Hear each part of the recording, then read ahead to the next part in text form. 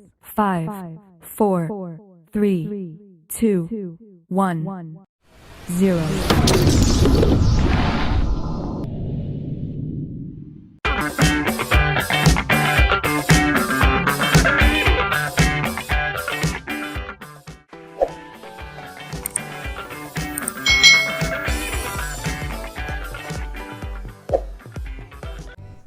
Hai, selamat datang di channel YouTube Kak Citra. Apa kabar adik-adik semuanya? Apakah kalian siap belajar bersama Kak Citra hari ini? Hari ini kita akan belajar bersama-sama untuk mata pelajaran tematik kelas 6 nih.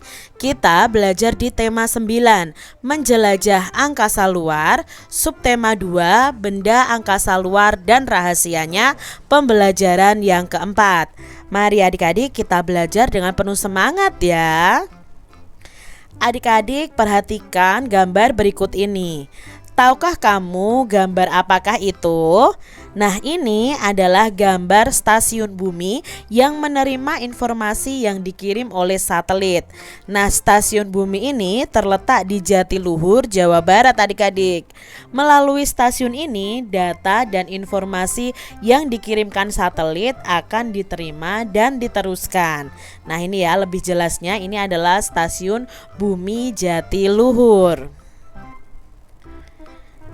Adik-adik, perkembangan ilmu pengetahuan dan teknologi telah memungkinkan manusia itu menjelajah hingga angkasa luar.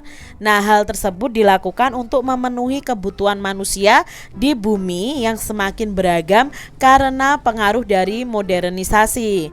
Bersama dengan teman sebangkumu, coba kalian diskusikan nih manfaat ilmu pengetahuan dan teknologi luar angkasa terhadap kehidupan kalian sehari-hari.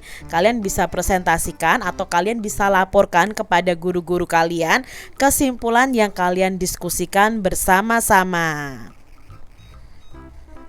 Nah, adik-adik, di sini manfaat dari ilmu pengetahuan dan teknologi terhadap kehidupan sehari-hari itu adanya teknologi satelit, lalu adanya GPS ya, lalu alat-alat listrik nirkabel, lalu ada pakaian medis. Itu salah satu manfaat ilmu pengetahuan dan teknologi dari luar angkasa terhadap kehidupan sehari-hari. Adik-adik, manfaat teknologi luar angkasa dalam kehidupan kita sehari-hari antara lain: 1. Teknologi satelit. Ini memungkinkan adanya komunikasi pada masa modern ini, seperti siaran langsung pada televisi, telepon jarak jauh, live pada YouTube, dan lain sebagainya. Lalu ada GPS nih adik-adik ya, di HP kita kan ada GPS tuh. Itu namanya adalah sistem pemosisi global ya, atau posisi global seperti itu. Adalah sistem yang menentukan letak di permukaan bumi dengan bantuan sinyal dari satelit. Berikutnya adalah ada alat-alat listrik nirkabel. Nah, berkat teknologi luar angkasa, alat-alat listrik nirkabel ini, nirkabel itu tanpa kabel ya adik-adik ya, telah memasuki kehidupan kita sehari-hari. Misi luar angkasa Apollo itu menggunakan bor portable untuk mengekstraksi tanah dari permukaan bulan loh adik-adik. Jadi manusia sudah sampai di bulan dan sudah mengetahui tanah-tanah yang ada di bulan nih, permukaan bulannya tuh seperti apa. Berikutnya ada pakaian medis yang gravitasinya 0. Nah, dengan adanya kostum ini, dokter membantu anak-anak dengan cerebral palsy untuk berjalan dan meningkatkan mobilitas. Jadi kostum ini juga digunakan untuk merehab anak-anak atau orang-orang yang menderita stroke adik-adik. Lalu ada kawat gigi tidak berkawat. Nah, maksudnya gimana nih? Kawat gigi tidak berwarna ini bahannya itu dibuat dari alumina polikristalin yang diciptakan oleh NASA adik-adik. Nah, bahan ini transparan terhadap radiasi inframerah. Nah, itu alat-alat yang pengaruhnya dari teknologi dari luar angkasa yang kita pelajari bersama.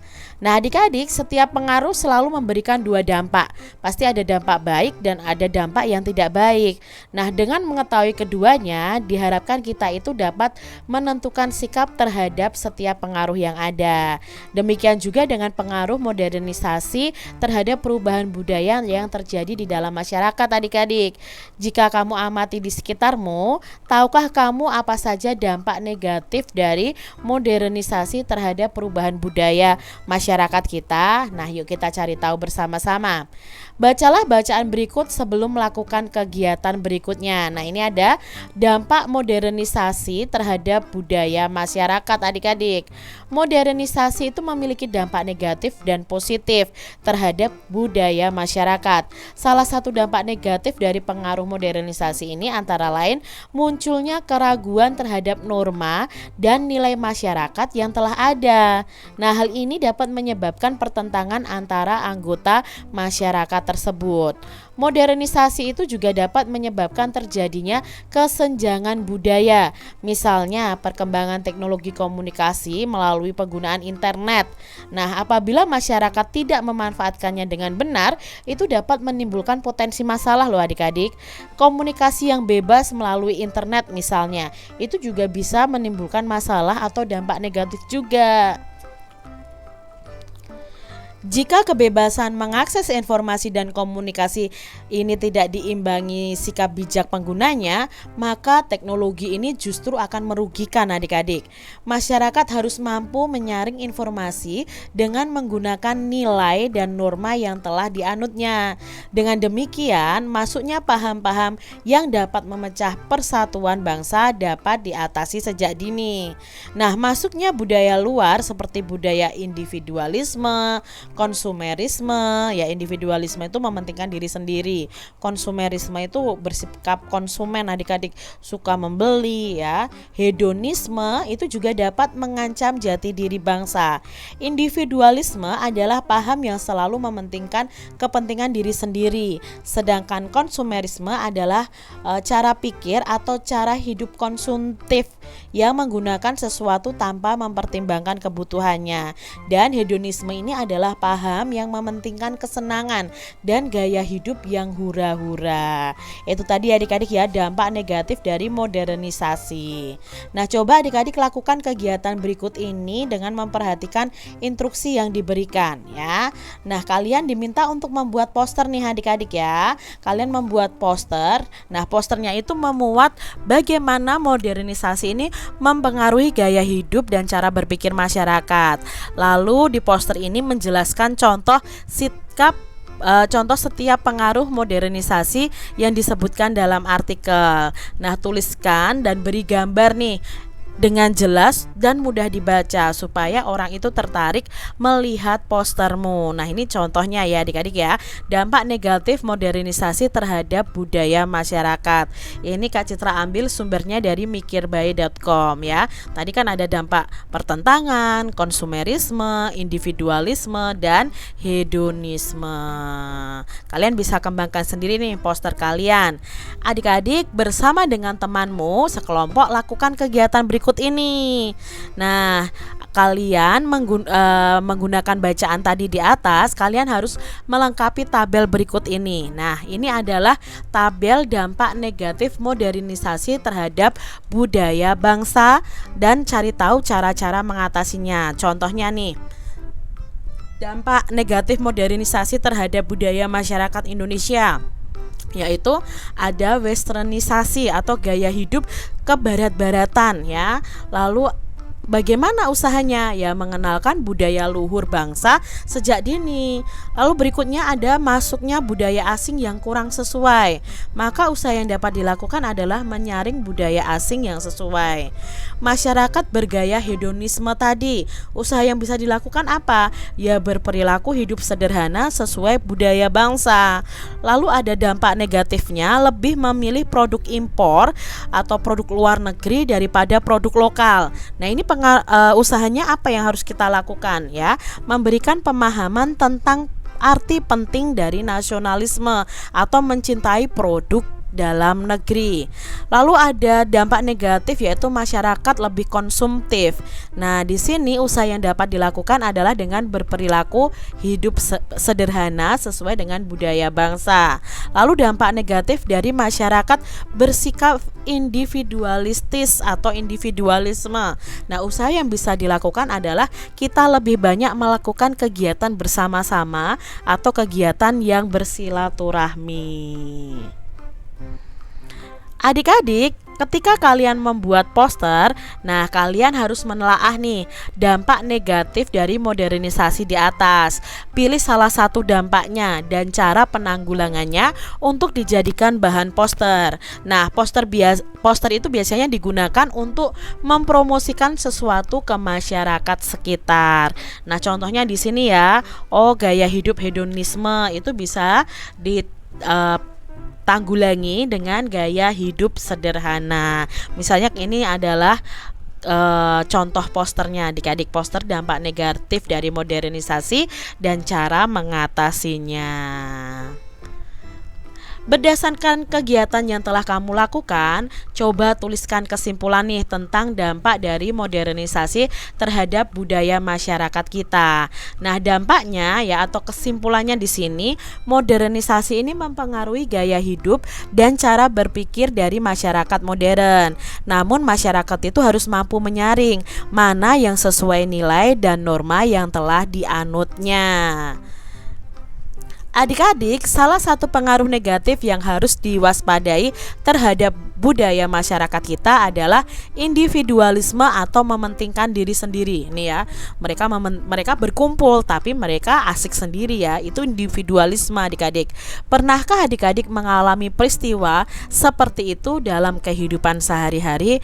Mungkin saat ini pernah ya adik-adik ya, orang lebih cenderung ke individualisme. Nah, simaklah cerita fiksi berikut ini dengan seksama. Ada cerita fiksi yang berjudul Berbesar Hati Menerima Kekalahan, karya Fitri Kurniasari. Mari kita simak adik-adik cerita berikut ini. Edo dan Bagus adalah sahabat karib. Mereka itu satu kelas di sebuah sekolah dasar di Solo, Jawa Tengah. Namun sejak seminggu ini sikap Edo mendadak berubah terhadap Bagus. Sekarang Edo selalu berangkat sekolah sendiri. Bahkan jika Bagus mendekatinya untuk bicara, tiba-tiba Edo akan segera beranjak pergi. "Kenapa sekarang Edo tidak mau bicara dan bermain denganku ya?" tanya Bagus kepada Damar, teman sebangkunya ketika jam istirahat sekolah. "Iya, aku juga melihat kalian seperti sedang bermusuhan. Apa karena kamu yang terpilih menjadi ketua kelas pada pemilihan minggu lalu? Edo kan juga kandidat ketua kelas," tebak Damar. "Tapi kan kita melakukannya secara sportif. Itu pilihan teman-teman satu kelas. Bu guru Anneke sendiri yang mengawasinya," kata Bagus. Damar mengangguk membenarkan. Ketika bel pulang sekolah, Edo buru-buru keluar kelas. Ia sengaja menghindar untuk pulang bersama Bagus. Karena tergesa-gesa, kaki Edo tersandung kaki meja adik-adik. Kepalanya terbentur ujung meja. "Aduh!" Edo mengerang kesakitan. Bagus, Damar, dan Bimo yang melihatnya segera menolong Edo. Bagus memapah Edo menuju kursi. Bagus segera mengambil peralatan P3K di lemari kelas. Luka di dahi Edo segera ia obati. "Aku akan mengantarmu pulang, Edo," kata Bagus. "Terima kasih Bagus, aku bisa pulang sendiri kok," tolak Edo.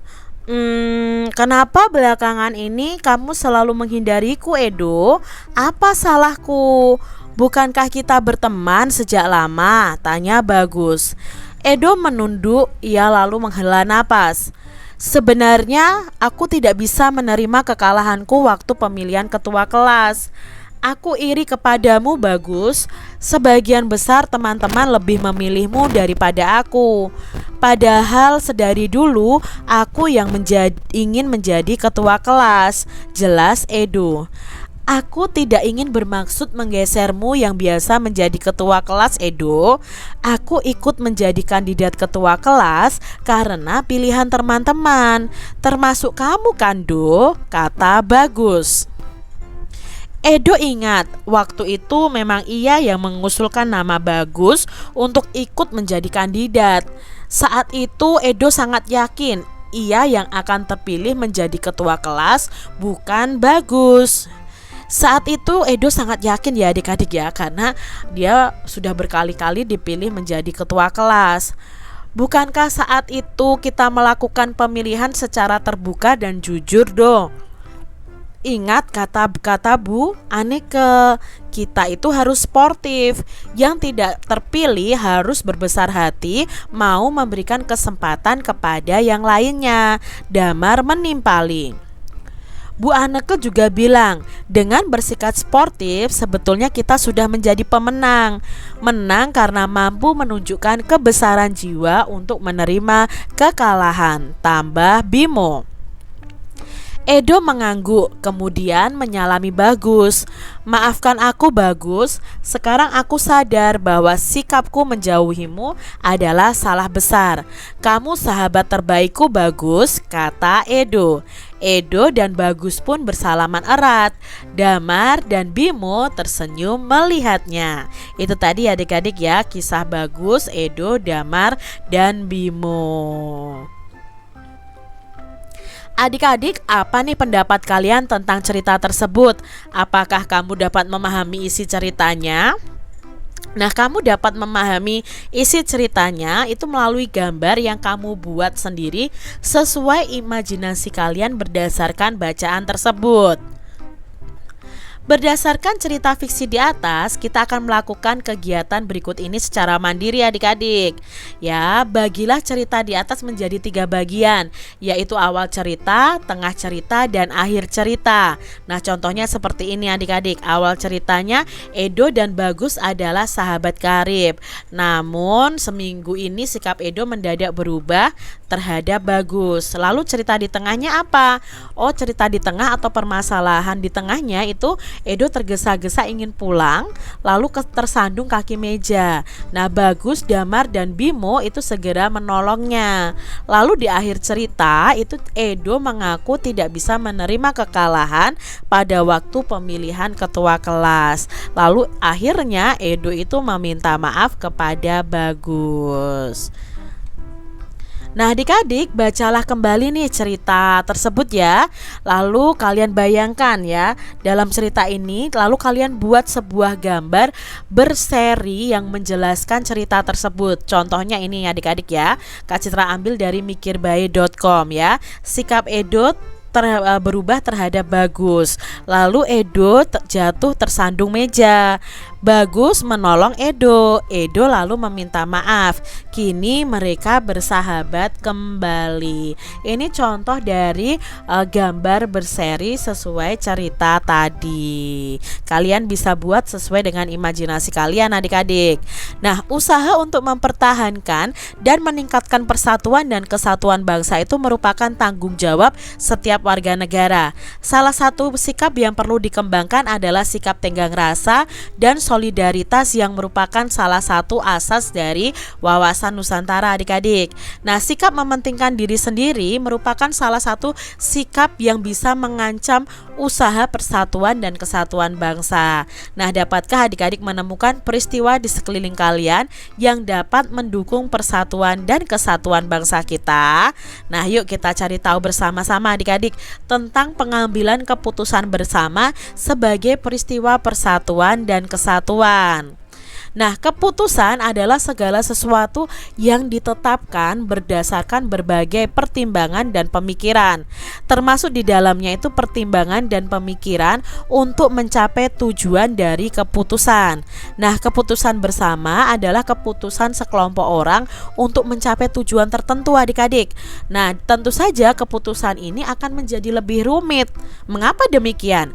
karena di dalamnya itu terdapat lebih dari satu orang yang umumnya itu pemikirannya pasti berbeda-beda. Bahkan setiap orang yang mengikuti proses keputusan bersama mungkin mempunyai pendapatnya sendiri-sendiri. Maka agar keputusan bersama itu tercapai, ada beberapa hal yang harus diperhatikan dan beberapa nilai yang harus dijunjung tinggi. Sebagai negara yang berdasarkan Pancasila, kita itu harus memperhatikan dan menjunjung tinggi nilai-nilai yang ada dalam Pancasila, adik-adik. Nah, sila keempat dari kerakyatan yang dipimpin oleh hikmat kebijaksanaan dalam permusyawaratan perwakilan ini termasuk dalam menjunjung tinggi nilai-nilai yang ada, adik-adik. Kita bisa bermusyawarah, kita bisa mengambil keputusan bersama, itu sesuai dengan sila keempat Pancasila.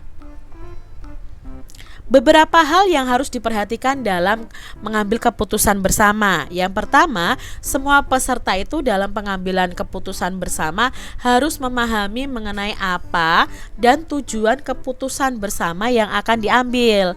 Yang kedua, semua peserta dalam pengambilan keputusan bersama itu harus saling memahami, menghargai pendapat orang lain walaupun pendapat itu berbeda dengan pendapatnya.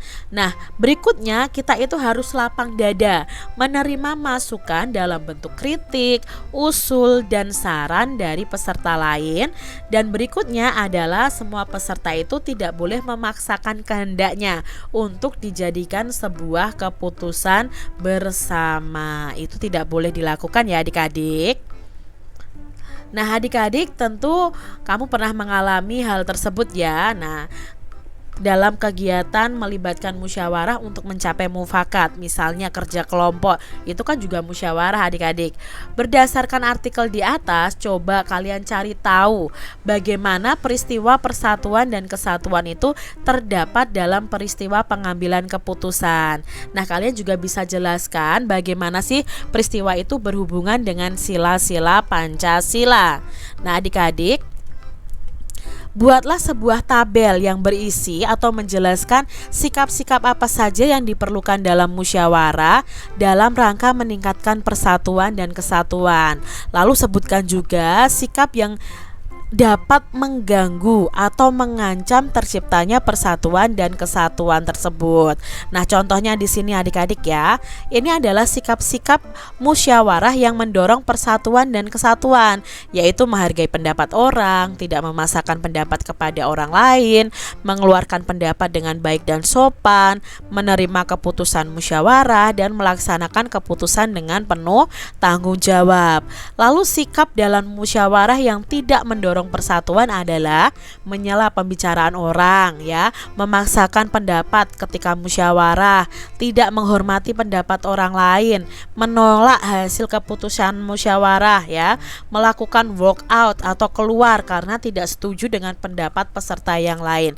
Itu sikap-sikap yang tidak mendorong persatuan dan kesatuan.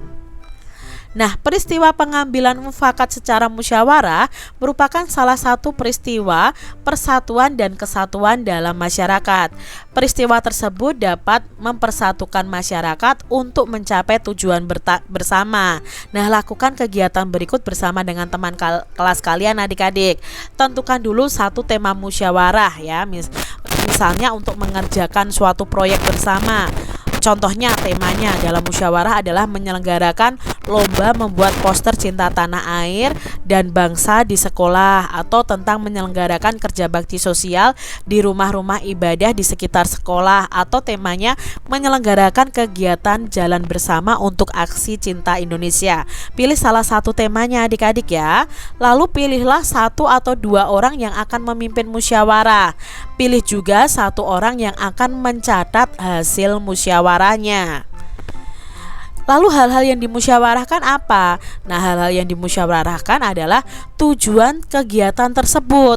Ya, tujuan kegiatannya apa yang berhubungan dengan usaha meningkatkan persatuan dan kesatuan bangsa. Lalu bentuk kegiatannya apa? Cara melaksanakan kegiatannya bagaimana?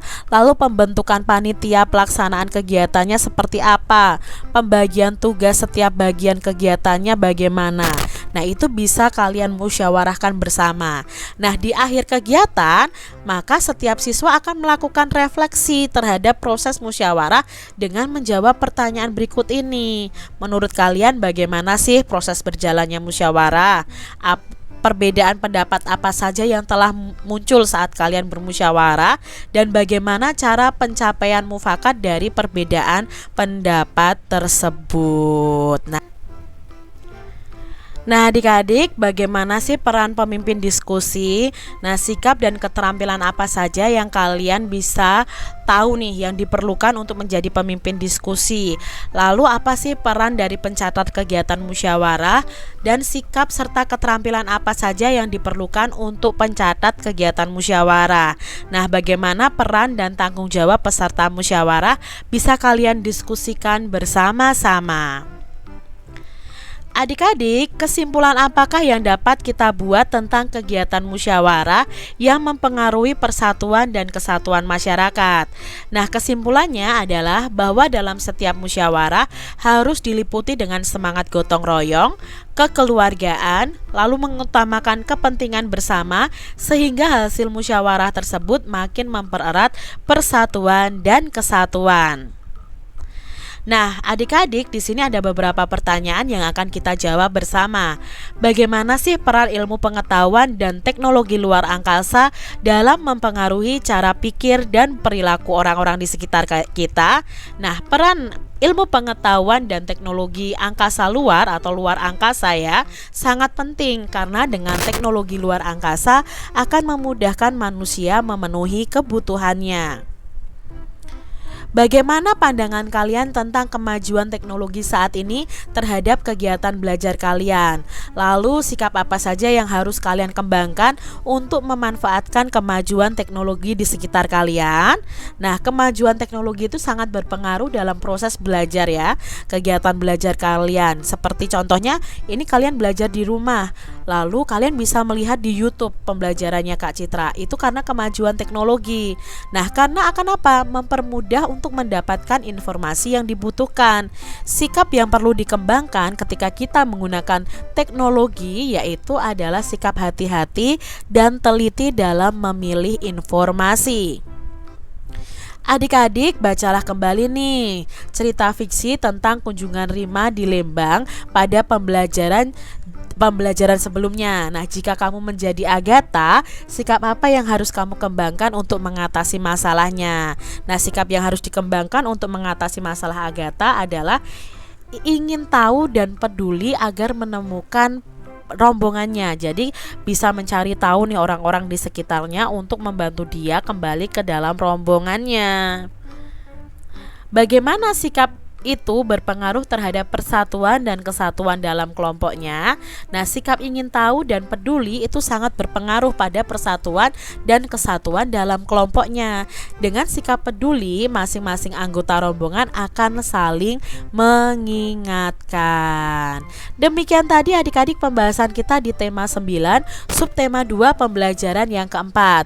Semoga video pembelajaran ini bermanfaat untuk adik-adik semuanya, dan sampai jumpa lagi di video pembelajaran Kak Citra selanjutnya. Tuhan memberkati.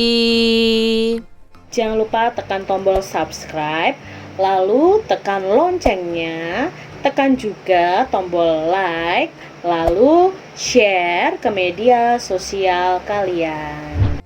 Jangan lupa untuk ikuti media sosial Kak Citra. Terima kasih.